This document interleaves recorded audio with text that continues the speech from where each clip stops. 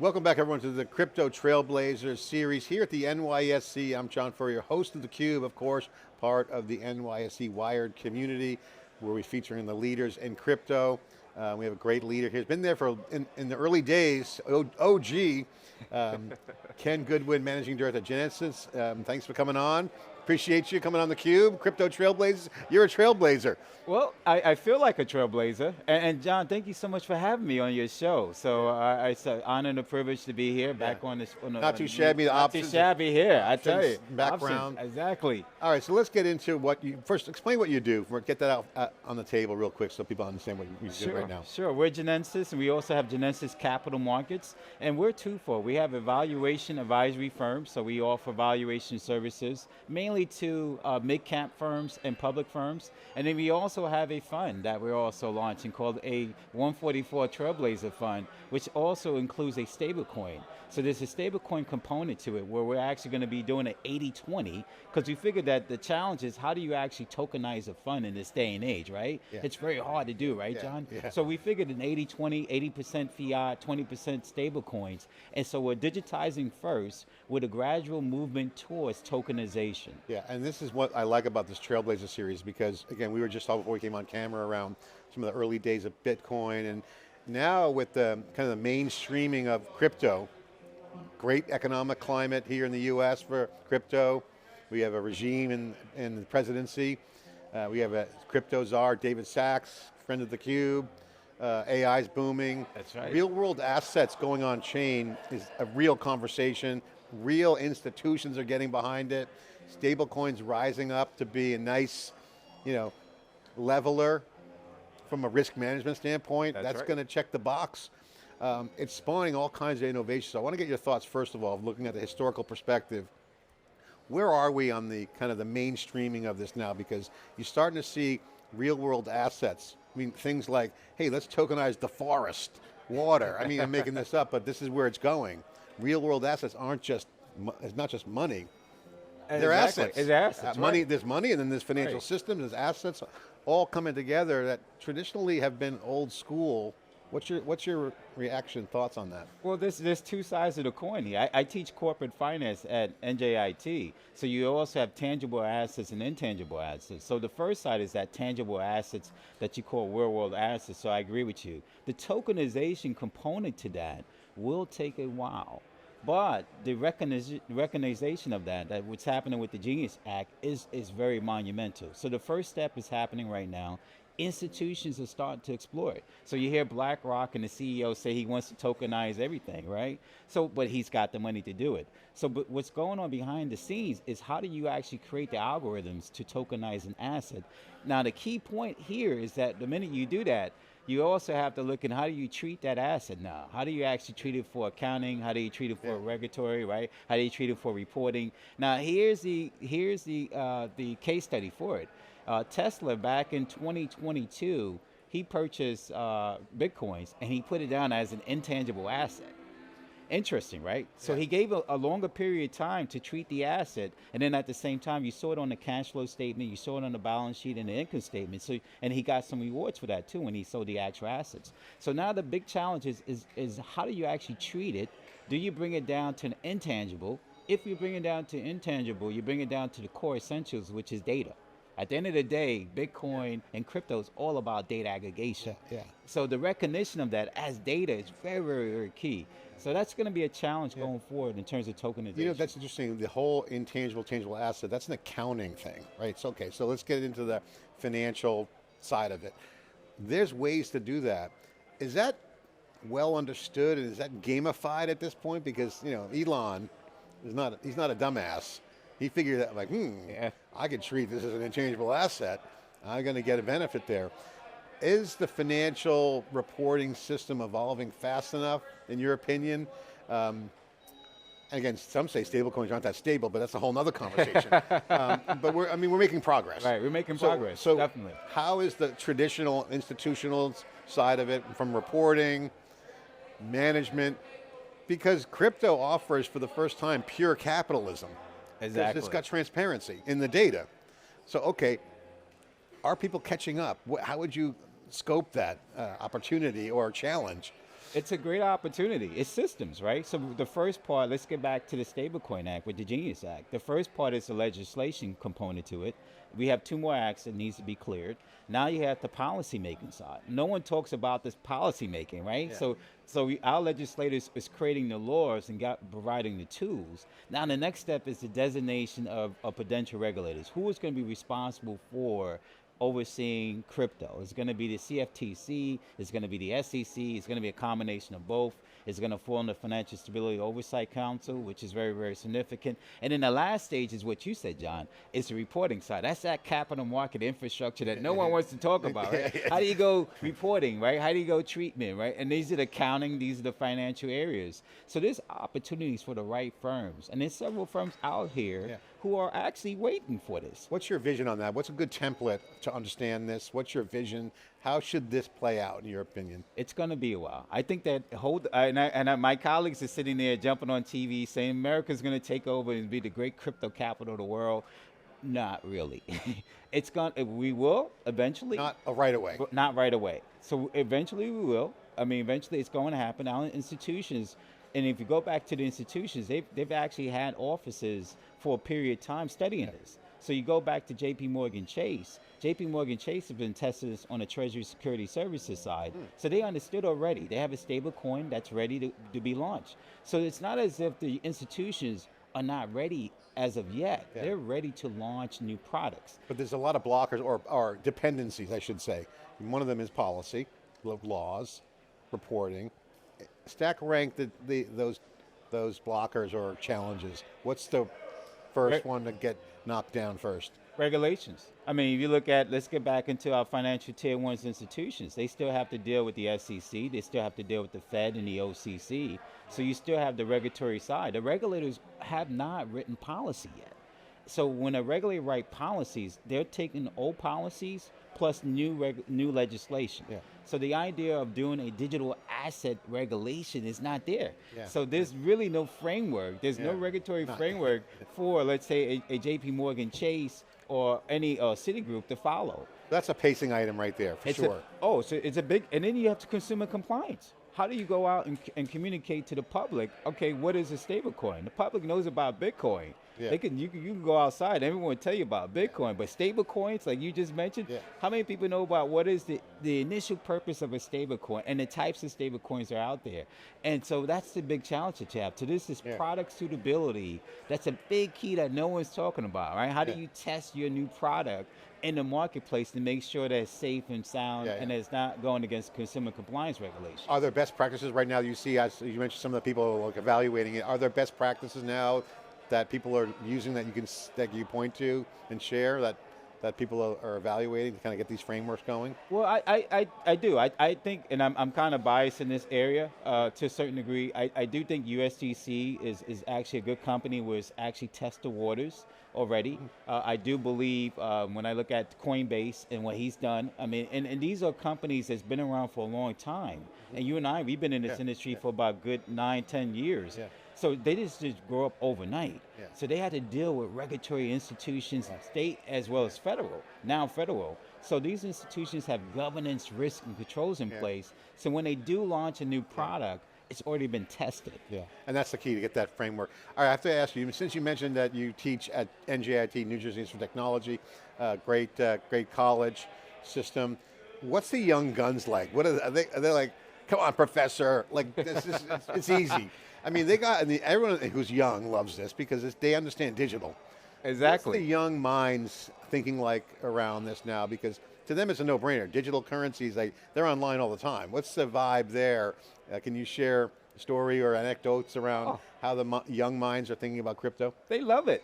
They love it. For them, this is their generation. I mean, I taught also at Baruch College. I taught New York City's first digital asset management course in New York City. And I challenged my students. I said, how do you take traditional assets and tie it to a DeFi assets, and can you create a portfolio from it? And that's hard. That's really hard. You and I know, because digital assets, the volatility is very wide, right? So I challenged my students. They loved it. They said they did the research. I mean, they found different types of different tokens, alternative tokens. They figured out that they could figure out other ways of doing DeFi products. I mean, they did non-fungible tokens in their portfolio. I mean, it was just unbelievable to see what was doing, what they were doing.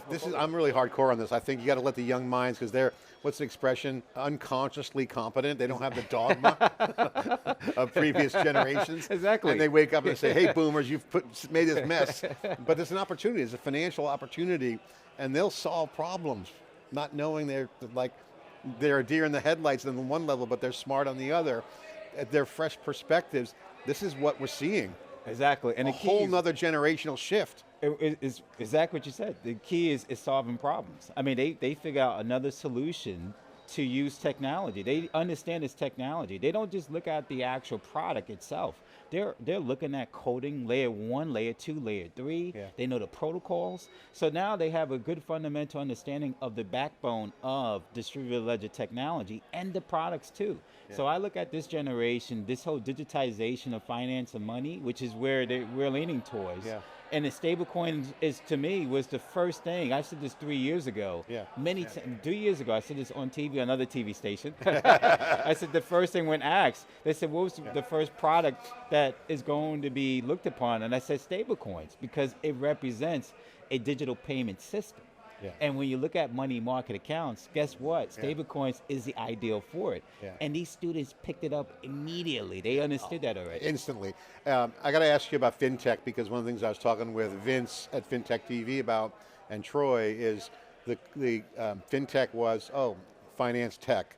Okay, payment rails, okay, crypto comes on the scene. Now, obviously, crypto is dominating the FinTech market because it's, again, cutting edge. It's just two sides of that coin. Opportunity and then still challenges can be solved. But digital commerce in general is a broad category. How has FinTech changed in the past, say, 5 years, 3 years? What's been the most categorical change? Because now it's not a narrow vertical. It's almost like it shouldn't even be called FinTech, because all tech has now payment rails, settlement issues. Exactly. For reporting some of the things you brought up that will be solved. Is FinTech dead, or is it just now, it's everything? It's like AI. AI is infusing in everything, but maybe that's a great question. That's an excellent question. I like the commerce side to it, because I did my TEDx talk on this. Go ahead, great. So my TEDx talk was based on multiple different types of technologies. So I got rid of the whole FinTech idea, and what I did was I looked at different like AI, artificial intelligence, artificial cognitive intelligence. I looked at in terms of cloud computing. I looked in terms of blockchain technology, and I said, what if we solve the problem of creating a borderless trade system? Yeah. So what if we solve the problem of, let's say we're looking at specification management, right? Which is data driven, right? And actually specification management goes back to Deming, Drous, and Drucker, the idea of just-in-time management. So what if we take technology and we apply that into a problem? So no, it's no longer FinTech. Yeah, it's Becomes, horizontal. right, it's horizontal. So now you take this technology and you're solving the issue with trade, which is, we got issue with tariffs today, right? At all places, right? But you solve it, you create borderless trade. So you lower the cost, you have execution, you pick up the speed, and to answer your question, I think that's where we're leaning towards. FinTech was very broad. It included everything. It was like that big soup, and you include all different types of vegetables in the pot, and now it's becoming more finite. So now what you're having, like you said, the commerce component is key to it. But what's really driving that is treasury. Treasury, the digitization of treasury. You're going to hear there's more and more, both in AI, both in also our blockchain space, is the digitization of treasury. That's not going away. So how do you digitize treasury, which controls cash flows, balance sheet, P&L, and everything else? That's a big item on the table. I'm going to put a marker on that. We'll come back to that, Ken, for sure. You brought up borderless, one of my hot buttons, because the hottest trend that we're covering on theCUBE, all these different events, is sovereignty. Now, there's a lot of hubbub about AI sovereignty, which is because it's on the hype cycle. But cloud computing, which you mentioned, sovereign cloud is the first step. This is my opinion. I'd love to get your reaction. If you don't solve the sovereign border, what is your borders first? You can't have borderless, because now payments are also in the borders. So to have borderless, you have to have sovereignty. That's my assumption. Do you agree with that kind of premise, that borderless, the end game, which people want borderless? But when you have now sovereign countries, Europeans trying to figure it out right now, because they're just in regulation hell, as we know. So, okay, how do you solve for borderless? One, give people the sovereign ability to do business. Exactly. One, that's baseline, that's foundational. And then you got to have cloud, so it might have an Amazon or a Google or my own cloud in the country. Once you have that, then you can have money. You got money. You have money, so now money and technology go together. Now that's hard. Then you have the stable coins across all those. Then you got borderless. Right. Now it sounds complicated, but in reality, borderless is not that easy. It's very hard. What's your reaction to that? Very hard. I mean, these are multiple policies. You just ran through several policies that we have to deal with Europe. I mean, if you look at now, you have MiFID, and you have several policies that's coming out of Europe that's kind of leading the charge. Typically here it's been in the US with Basel, Basel I, Basel II, Basel III, where we work with our European partners. So you got to kind of do the very same thing. Yeah. Now here in the United States, the biggest challenge we have is federal and state. No one's talking about the universal commercial codes, the UCC codes, right? So what you're talking about from a very broad perspective is very critical. How do we get uniformity when it comes down to policies and controls, governance, risk, controls, and policies? I think eventually the technology will cause that to happen. Yeah. So it's ironic, the technology will be the driver that will cause nation states to come together and say, okay, how can we work together to make a borderless trade? I don't think the nation states are going to sit there and say, hey, let's meet together, but the technology is going to drive it because everyone's going to be using their stable coins. Everyone wants to have similar stable coins, and it's going to cause these nation states to say, okay, in order for us to receive these stable coins or the intellectual property, which is really the key behind that when you talk about cloud, right? We got to have a uniformity in intellectual property rights. And then when that happens, you're going to have this borderless systems that's in place. Yeah, and the payment rails are certainly proliferating. Settlement's a whole issue that ties back to some of the treasury challenges. Just yesterday, J.D. Vance said at the Trump AI for America, said something for the first time I heard someone say it besides me, is that I think that, and also Jensen Huang brought up energy, because Bitcoin is bounded by energy, so is AI. The combination of energy and payments and coins, sovereignty, and borderless might change the geopolitical landscape.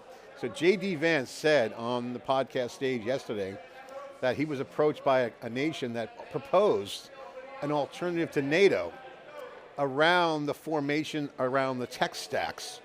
So looking at major disruption to governance globally, because energy and money are now impacting geopolitical relationships, and the other countries that have either good energy or not have good energy might want to have a partnership. So you're starting to see the idea of a NATO, an alternative NATO. Just throwing it out there. I mean, again, I've been saying on theCUBE for the past month that geopolitical will be impacted because of the energy crisis, because that's a bounding function for AI and Bitcoin. And you got payments, programmable money, clearing, banking, plumbing, all that plumbing. Huge dynamic. What's your reaction to that? Well, Crazy? I agree with you. Money is financial energy. I mean, if you want to put the two together, you're absolutely right. So the data centers have been a big key here. So one of the big drivers that I've seen in this space, at least in the financial space, is the build up of data centers. And so I've been fortunate. I'm going to throw out the company. I know I shouldn't blow out the name, but Kenneth Fitzgerald has invited me 2 years ago to sit in their office to look at 11 different companies. And those companies, those are the companies they're following. They're AI, blockchain mining companies. And I sat back and I said, well, it's also going to include data centers. You've got to have data centers around that. So you have the tangible side of that, where you build up the actual assets, and then you also have the machinery of that. So it's very critical for national defense. Most people don't look at this. You got AI, and you have blockchain, distributed ledger technology, that's really helping your defense systems here in the United States and around the world. Competitive advantage. Right, competitive advantage. And this is why those other nations, this is why there's a big battle with Taiwan and these other nations, China, as well as Brazil, as the BRICS, right? India, right? South Africa, right? I mean, you want to throw in Singapore, Dubai, right? Those MENA states, right? They understand that if you have a country that controls the flow of energy, the flow of energy, which controls everything, controls the execution side of this. Now we're talking about Nikola Tesla, right? Yeah. So Tesla was saying that from original work. Tesla was Yeah. saying that, hey, if I can figure out how I can extract energy around us and give it for free, which would have been solved a lot of our problems today. But energy was the key driver. Energy is what drives everything around us. Yeah. So the country that controls that and that manages that and controls the data, which is our energy source, right? Your data, my data, which is the source for financial energy, controls everything else. Ken, great conversation. Got to leave it there. Let's come back and we'll hit some of these markers we put down. Great conversation. Thanks for coming on theCUBE. Always a pleasure. Crypto Trailblazers getting it from Ken here. Again, wide range of issues, but it's coming. The opportunity to dominate on a national and international scale, bounded by energy, bounded by data. This is programmable money meets intelligence. This is the world we live in. So again, theCUBE's doing its part to bring you the data here and all the energy. I'm John Furrier, host of theCUBE. Thanks for watching.